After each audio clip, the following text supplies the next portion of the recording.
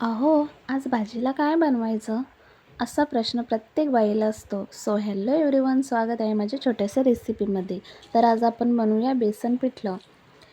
1 वाटी बेसन, त्यामध्ये थोडंसं पाणी ॲड करून छान मिक्स करून घेऊया. हवा असेल तर पुन्हा एकदा थोडंसं पाणी घालून पुन्हा एकदा छान मिक्स करून घेऊया आणि ते साईडला ठेवून देऊया. एका साईडला पॅनमध्ये थोडंसं तेल, राई, जिरं, हिंग, बारीक चिरलेला कांदा छान मिक्स करून घेऊया.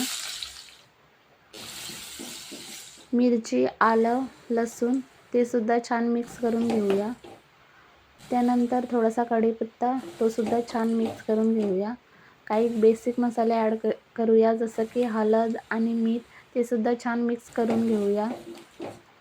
मग बेसन घालून घेऊया आणि छान मिक्स करतच राहायचं आहे, जसं की हे जाड होईपर्यंत मिक्स करून घ्यायचं आहे.